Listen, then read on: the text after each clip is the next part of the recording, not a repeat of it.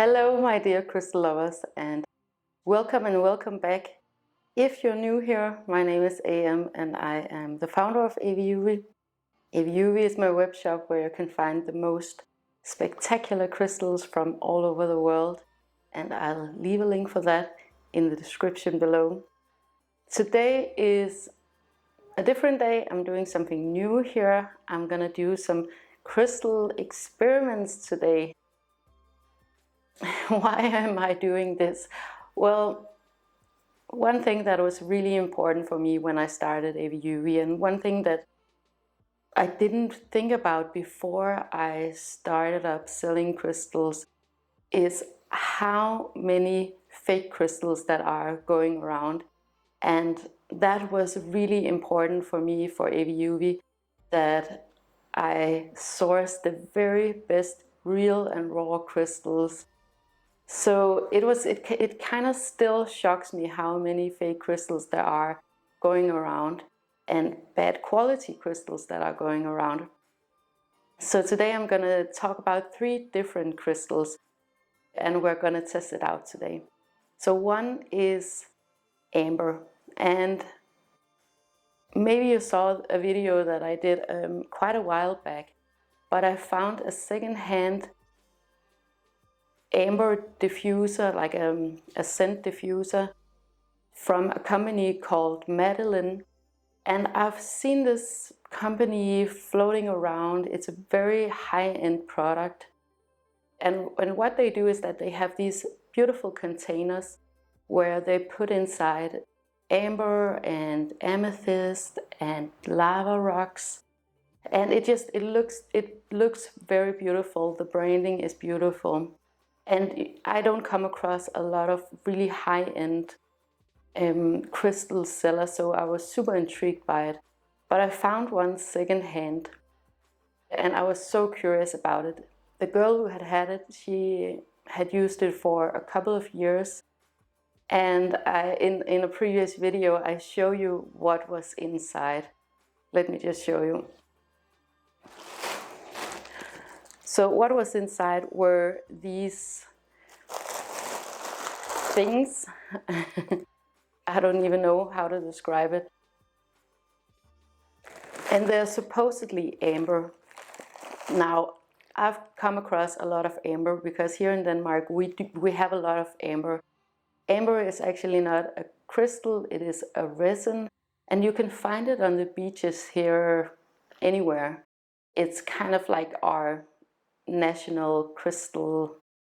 So I've seen a lot of amber and I've never seen anything that looks like this. That was kind of interesting to me. I did a little bit of research, and what they call this is that they call it vegetal amber. I've never heard about vegetal amber before. I've tried asking around and searching and looking through books. I haven't come across anything called vegetal amber. But I did come across a website, a Danish website, where they wrote about amber in general, but they also wrote about this technique where you boil amber in vegetable oil. So maybe that's what has happened here. But I was also thinking, like, okay, so it is an essential oil diffuser, and you're supposed to pour in different scents. So maybe these amber pieces were dissolved by the liquids, by the oils. So I did a little experiment of my own. So I had these genuine amber beads around that I found in the thrift shop. The way that you can test out if amber is real is by shining a UV light on it, and it glows up in kind of a neon yellow tone. And the vegetal amber actually did do that a little bit, not as much as these. So these are not treated, these are just the way that I bought them at the thrift shop. But I did divide it into 2, so I have another batch that I have had laying in almond oil for months now, and you can actually see the difference. And I'll show you a side by side because that's much easier. But the big difference is that these are the ones that have been in oil, the other ones are the old ones. The big difference is that these are way more clear and they didn't get brittle. If you work for Madeline or you sell Madeline and you have some insight about this, I would absolutely love to know. But I thought this was a fun experiment because through this I actually learned that putting your amber in oil, it actually makes them a lot more shiny and transparent. And with these ones you can actually see a lot of the inclusions inside too. And they look really, really beautiful and clear compared to the untreated ones. So I think I'm actually going to do this going forward with my amber pieces, just putting them in oil from time to time, because they look really beautiful. So that was one experiment. Actually, I love amber. I think it's a wonderful material, and Anker, he has an amber necklace. I have an amber bracelet, and I've grown up with amber because my mom and my grandmothers, they all loved amber. It's very Danish, I guess.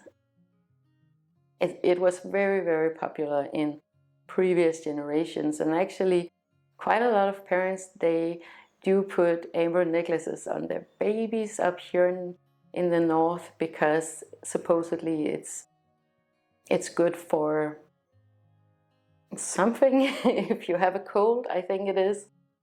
We haven't tried it with Anker. He just has an amber necklace because he wanted to have an amber necklace. He thought it looked cool, so that's why he has it. And but I think there's something really grounding about it, and I love that it's native to this area. The other experiment is, and let me just choose my words wisely here, because I don't want to step on anyone's toes and I don't want to criticize anyone. Whatever you're doing, I'm sure you have your reasons for selling whatever you're selling. But there are something going around where there is marble interior pieces. It's often bowls, and they are called either antique marble or they're called vintage marble. Antique meaning that it's over 100 years old, and vintage meaning that it's over 50 years old. So I was kind of suspicious about this because I have seen a lot of marble and I find a lot of marble in thrift shops.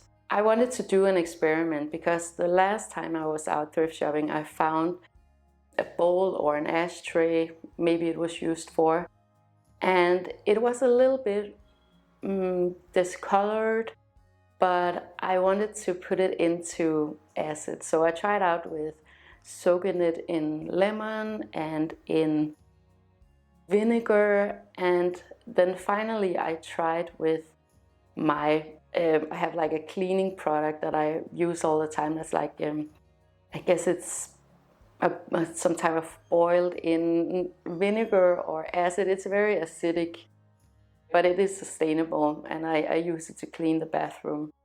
So I tried to soaking it in that for just an hour, and this is the result.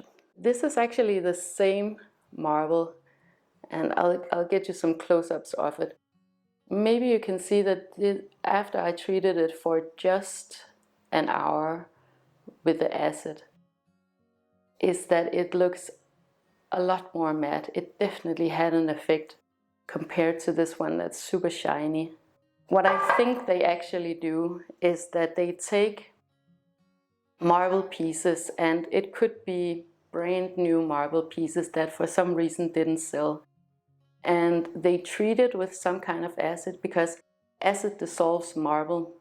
And this looks pretty similar to what you can find online and in shops, and they sell for a ridiculous price. So yeah, just a tip. I love this look of this really worn out marble, but I bet you that the effect is actually fake. I don't come across a lot of vintage or antique marble, and especially not mass produced or something that looks mass produced. Like if you have a stack of bowls in a beat up marble that are exactly identical, that is very unlikely that is vintage or that it's antique, because it wasn't in production like that back 50 or 100 years ago. So things were not mass produced. If you find an antique piece of marble, it's probably going to be a very unique piece. So that was kind of what intrigued me about this. But I do love the look of the antique, fake antique marble.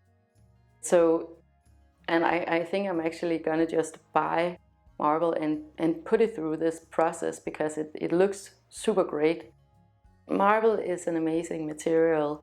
It's so long lasting, but it will dissolve if you put it in acid. Or I know some marble structures, they get spots and deteriorate because of pollution. In one way it's really long lasting, in another way the shine and the beauty of the craftsmanship will dissolve with time. What you see in the veins are different contaminations of different things. The veins like these are, I guess, different sediments that have settled in. The way that marble is made is, let me see if I can explain this good in English, is that it's limestone that has sunken deeper and deeper into the earth, and that was heated up by the earth and kind of became liquefied, and different contaminations and different minerals and metals came into the material throughout millions and millions of years. And that's what we see when we see green marble and blue marble and so on and so on. I do want to get better at explaining these things in English and using the right terminology. The last one, maybe you remember from my thrift job, is about rose quartz. In thrift shops here in Denmark, I find a lot of pocket crystals. And I think people, they buy them for their kids, and they buy them for whatever reason. I'm not that much into pocket crystals, and I'm definitely not into cut and polished crystals. And I don't love rose quartz either, so you will not find that at the AVIUVI shop. And I was thinking about how I was going to talk to you about this, because I know a lot of people who probably watch this video, you do have pocket crystals and you do have rose quartz, and maybe you have a collection lying around that you've had for a really long time. Here in Denmark, if you need pocket crystals, if you need crystal beads, for example, a really good place to go is thrift shops. You can, of course, make sure that they're genuine, but you can't really know for sure if you go to your run-of-the-mill crystal shop either, because there are so many fake crystals going around. So what I found were these two pieces of rose quartz, and I already did a little bit of experiment. I held these over a candle for 30 seconds, and they turned really, really hot. Not just where the flame was, but all over, and they were hot for quite a while. And then they changed color quite a bit. Now that's not necessarily uncommon if it was a genuine crystal, but it is uncommon that they get super hot and that they and that what do I want to say? But it is uncommon that they get super hot and they don't cool down quickly. But I'm not done with these because I want to do another test. I want to hold one of these into the fire for maybe a minute or 2 minutes and see what happens. If they were plastic, they would melt and you would be able to smell plastic. So they're definitely not plastic. What they maybe are is that it's actually probably just glass. But yeah, I want to show you holding them over the fire too. And then another thing. Here I have a natural point of clear quartz. Quartz usually have a hardness of 7, and that means that if I try and scratch these pocket crystals, these rose quartzes, with this one, it doesn't leave a mark. If it's glass, because glass has a hardness of, I don't remember, but not definitely not 7, then a quartz crystal will actually scratch it. Now, had I used my Herkimer diamond, for example, to scratch a quartz, it would leave a mark because a Herkimer diamond has a hardness of 7.5. The most interesting one is actually the rose quartz because I'm not 100% sure that it's not rose quartz. I just find it really odd that they got so hot and changed color so much. Amongst other things, when I go and buy crystals for AVIUVI, I go to these enormous trade shows where you can get every type of crystal. And of course there are lots of rose quartz. And rose quartz, what I see is that it most often comes from China or Madagascar. I don't personally love rose quartz, so that's why I don't have it on the shop. The other thing is that raw rose quartz is actually not that aesthetically pleasing, and I do want to keep my crystals raw for environmental purposes. And also I feel like the energy is way different in a raw crystal than it is in a cotton polished crystal. These crystals, any type of crystal in this size, these so-called pocket crystals or palm crystals, and generally I would say most cotton polished crystals, they cost next to nothing when you buy them as a shop. So there's a huge markup on these things. And not that I am opposed to people making business, but this is actually a pretty valueless product. And if you think about the human and environmental cost of having a crystal like this in this size, it doesn't make sense. So another thing that happened the last time that I tested out these ones was that they were actually quite rough, but when I put them over the tea light candle, it definitely changed the texture, the outer texture of the crystal, and that to me is a little bit odd too.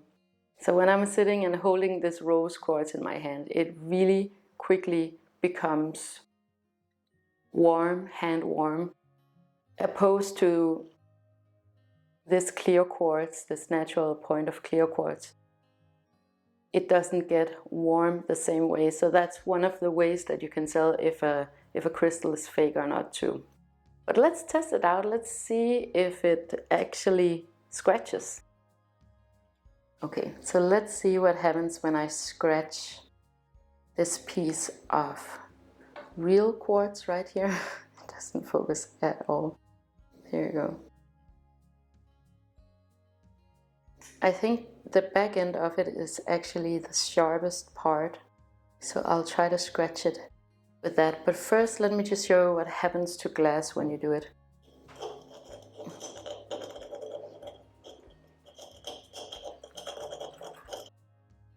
That is what happens.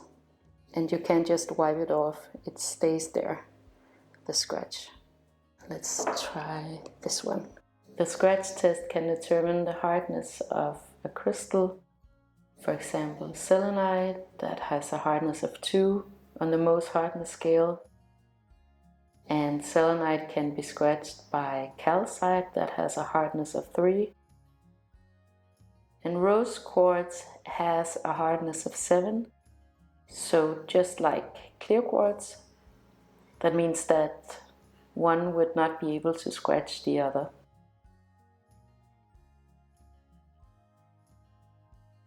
So you can see that it turns black, and that's normal that it would that. So I'm just gonna put in the tip of it right here. This just happened when the battery was charging. If you can see, there was the tip right here, just broke off, fell into the candle, and I was wearing sunglasses, so I did wear some eye protection.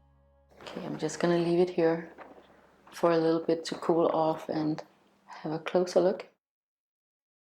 I just cleaned it off a little bit, but you can see here there's another fraction coming there. I don't want to risk anything if it does crack, or yeah, I don't want to take the chances on myself. I think you would have to do it in a more controlled environment if I was to continue, but right here you can see there's a fraction. To conclude, both pieces definitely scratched, one more than the other though. They heated up fast and stayed hot for quite a while afterwards. One fractured and they changed both in color and texture under heat. But to be honest, I'm still not 100% certain that these are actually not real rose quartz or what the material actually is. I think I would have to get more familiar with raw rose quartz and to get to know the physical properties better on a more scientific level to know for sure.